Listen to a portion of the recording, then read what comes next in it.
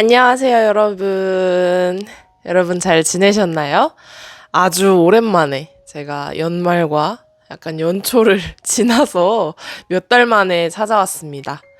여러분 일단 늦었지만 새해 복 많이 받으시고요. 대신에 오늘은 오랜만에 오는 영상인 만큼 아주 유익한 정보들로 알차게 채워서 왔습니다. 썸네일에서도 보셨겠지만 오늘 영상은 비자에 관한 영상입니다. 오랜만에 제가 비자에 관한 영상을 왜 올리냐?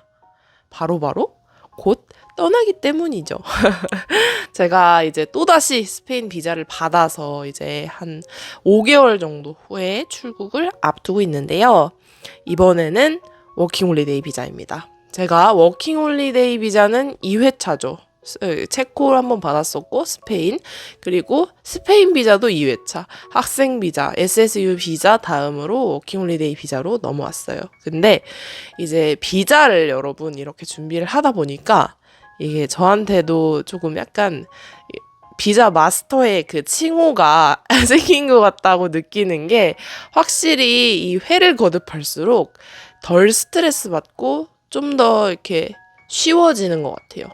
근데 비자가 안 나오면 어떡하지? 그러니까 그 과정에 대한 스트레스가 줄어들었을 뿐이지 그 비자 자체에 대한 스트레스가 줄어든 건 아니에요. 비자가 나오기 전까지는 똑같이 어떡하지? 안 나오면 어떡하지? 이런 생각을 하는데, 대신에 이제 서류를 준비하는 과정에서 막연한 걱정거리들이 되게 없어진 것 같아요.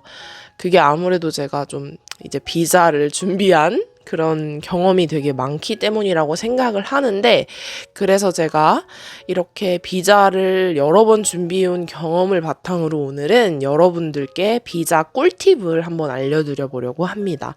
이게 원래 워홀 비자가 좀 빨리 나온다고 하긴 하는데, 저 같은 경우도 이제 주말을 제외하고 비자가 4일 만에 나왔어요. 근데 저는 솔직히 그 스페인 비자 아시죠? 이제 결과 나왔음이라고 화면이 뜨는데 그게 합격인지 불합격인지를 모르고 일단 결과가 나온 거니까 와서 거절이면 거절이 되든 수락이면 수락이 되든 그거를 직접 가서 확인을 해야 되는 거예요. 근데 제가 딱 주말 빼고 4일 만에 나오니까 너무 걱정이 되는 거예요. 왜 이렇게 빨리 결과가 나오지? 나 혹시 떨어졌나? 그러니까 이런 생각이 들면서 동시에 그래도 내가 최근에 스페인 비자를 받았었으니까 그때 뭔가 문제됐던 기록이 없어서 빨리 나왔나 싶기도 했어요. 어쨌든 그래서 이제 걱정이 되는 마음으로 갔는데 문제 없이 비자를 받았더라고요.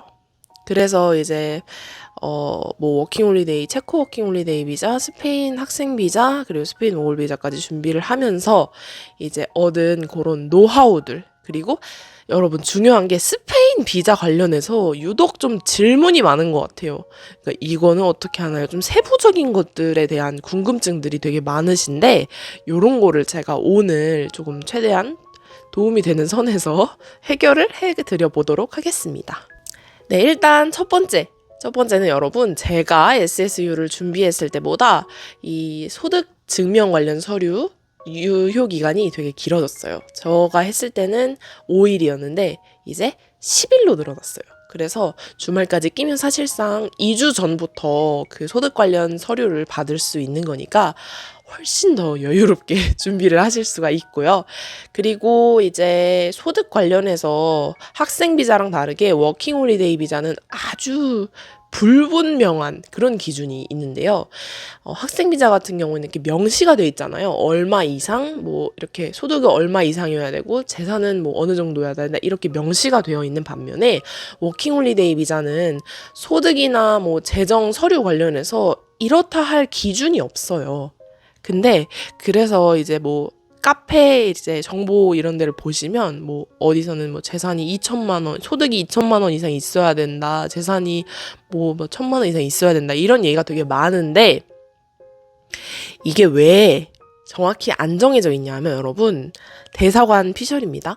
이게 종합적으로 판단을 하기 때문이라고 해요. 그러니까 이게 수입이랑 재산이랑 딱 어느 정도 기준이 있는 게 아니라, 이 정도 두 개를 합쳐서 종합적으로 판단을 했을 때 이 정도다 라고 하면은 이제 패스가 되는 거죠.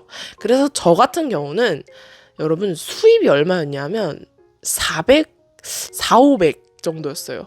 그러니까 1년 수입이 500이었어요. 그러니까 이게 1년을 일한 건 아니죠. 아주 조금 일했기 때문인데 어쨌든 간에 이게 1년 동안 500 수입이 찍혔는데도 그 서류가 통과가 됐어요. 근데 재산은 이제 한 1,000만 원 좀 넘게 있었어요, 통장에. 그래서 그거 두 개를 종합적으로 판단을 하셔서 패스가 됐다 이거죠. 그러니까 소득이 무조건 2천만 원이 넘어야 된다? 이건 절대 아닙니다. 제가 바로 그 증인이거든요. 아시겠죠? 두 번째는 이제 니에 증명서 관련인데요. 워킹홀리데이 비자를 준비를 하실 때 필수적으로 이제 있어야 하는 게 니에 증명서예요. 비자를 신청하기 전에 니에를 먼저 신청을 해서 니에를 발급받은 후에 워킹홀리데이 비자 절차를 시작을 하실 수 있는데요. 한 가지 예외가 있습니다. 저처럼 스페인 교환학생을 다녀오셔가지고 이미 스페인에 니에가 있는 경우 학생 비자가 있으면서 그 여권의 발급을 워킹홀리데이 비자를 발급받으려고 할 때 이 두 가지에 해당이 되실 경우에는 니에 증명서가 필요가 없습니다. 그러니까 13,000원을 절약하실 수 있는 거죠. 정확히 하셔야 돼요.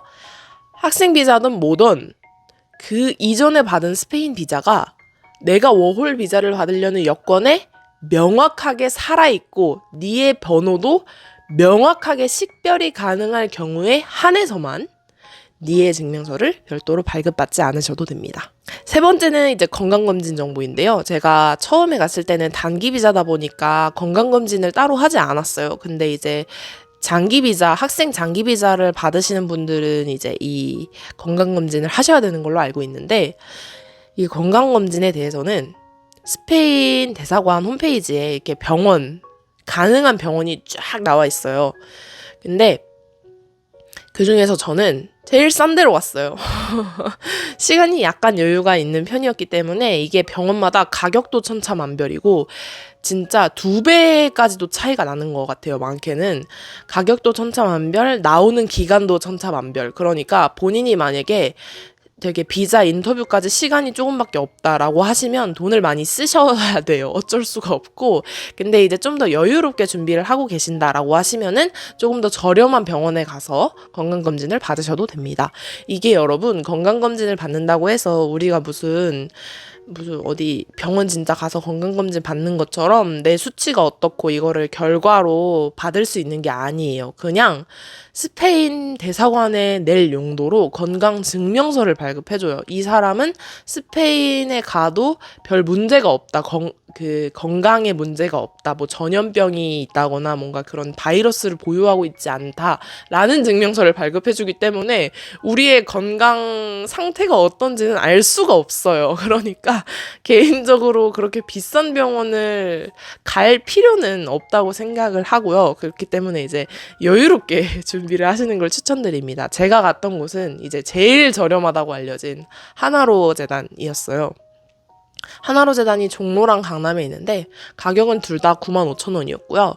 현재 기준입니다, 여러분. 2024년 1월 기준.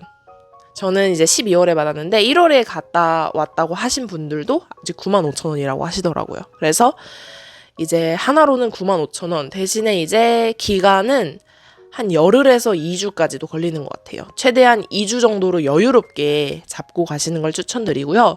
이제 비싼 곳 같은 경우에는 당일에 나오는 곳도 있다고 하더라고요. 오전에 이제 검사를 받으면 오후에 당일에 발급을 해주는 그런 곳도 있다고 알고 있습니다. 그리고 저는 오전보다는 오후에 가는 걸 추천드려요. 왜냐하면 오전은 다른 환자분들도 많고 이거는 약간 저의 개인적인 생각인데 한국 사람들은 약간 오전에, 그러니까 오후에 가면 사람이 많다. 그렇기 때문에 오전에 가야 한다라는 마인드를 모두 다 가지고 있어서 오전에 가면 사람이 많아요. 특히나 그런 병원 관련된 것들. 저도 완전 다이렉트로 차차차차차차 해가지고 30분도 안 돼서 끝난 것 같아요. 그러니까 이제 오후에 가시는 거를 추천드립니다. 그런데 여러분 오후에 영업을 안 하는 날도 있으니까요. 그거를 잘 참고하셔야 돼요. 종로랑 강남이랑 다른데 그날은 피해서 가셔야 합니다. 갔다가 낭패를 보시는 수가 있어요.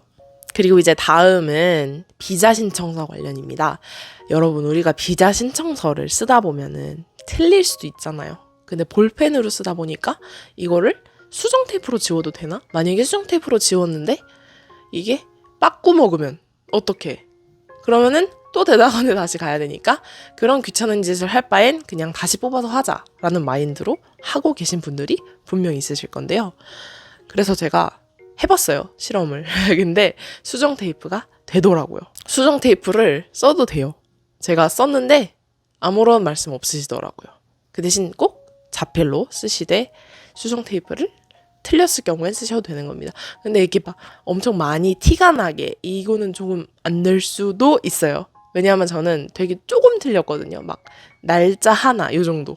그 정도까지는 어쨌든 패스가 됐습니다. 그리고 이제 다음 많이들 헷갈리실 것 같은 거는 여권 사진이에요. 이제 여기 비자 신청서에 앞부분에 여권 사진을 꼭 붙여야 되잖아요. 근데 이게 조건이 6개월 미만, 6개월 이내로 촬영된 사진이어야 되는데 겉모습에 큰 변화가 없으시다면 그 전 사진을 사용하셔도 됩니다. 저 같은 경우에는 이제 여권 사진, 그러니까 진짜 제 여권에 있는 그 여권 사진이 17년도인가? 그때 찍은 거였어요. 근데 그러고 나서 이제 22년도에 스페인 비자를 준비했잖아요. 그러니까 4년, 5년 5년 후인데 그때도 똑같은 사진을 썼거든요. 여권에 있는 그 프로필에 있는 사진이랑 똑같은 사진을 비자 사진으로 썼는데 되더라고요. 그리고 그 이후로 2년이 더 지났잖아요. 지금 2024년이니까. 근데 지금도 그 똑같은 사진을 썼는데 또 됐어요. 그러니까 그 이제 되게 외형적으로 많은 변화가 있으신 분들이라면은 안 되겠지만 저처럼 그냥 뭐 크게 변화가 없다라고 하시는 분들은 그냥 그 사진을 사용을 하셔도 비자 발급에 문제가 없습니다. 그리고 마지막 사항은 바로 보험인데요. 보험 같은 경우는 우리가 두 가지를 선택을 할 수가 있어요. 스페인 보험을 드냐, 한국 보험을 드냐, 이 두 가지가 있는데요.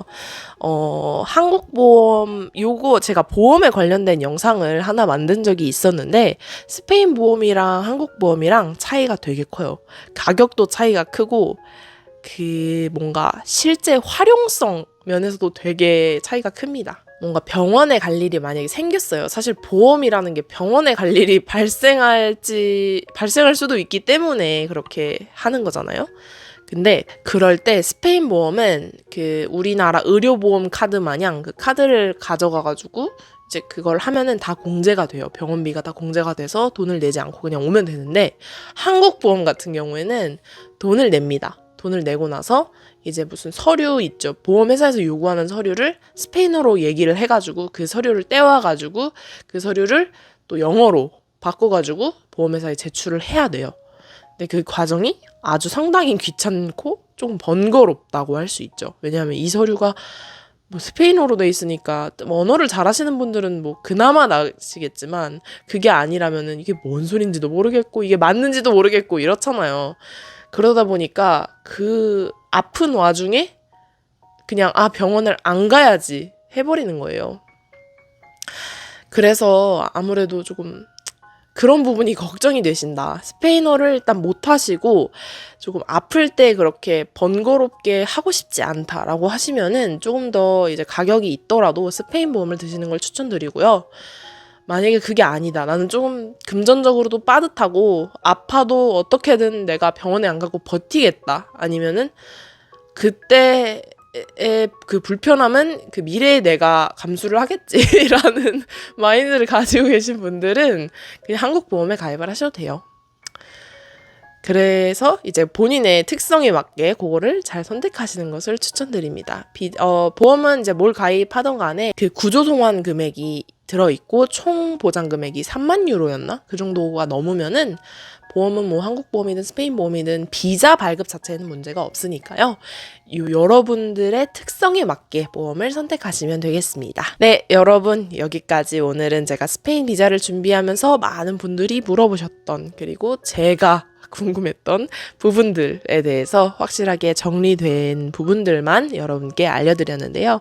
혹시 비자 준비 관련해서 또 궁금한 게 있으시다면 댓글 달아주시면 제가 최선을 다해서 답변을 드릴 텐데 여러분 중요한 건 제가 대사관 직원이 아니에요. 가끔 되게 본인의 구체적인 사례를 저한테 말씀해 주시는 경우가 있는데 저도 조금 다른 사람보다는 여러 케이스를 본 사람일 뿐이지 대사관 직원이 아니기 때문에 뭔가 추측까지는 해드릴 수 있지만 정확히 이렇게 될 것이다 라고 말씀을 드릴 수가 없어요. 그러니까 정확한 거는 대사관에 문의를 하시고 이게 자잘자잘한 거 정도는 제가 웬만하면은 해결을 해드려 보도록 노력을 하겠습니다. 네, 여러분 그럼 오늘 영상도 시청해 주셔서 감사하고요.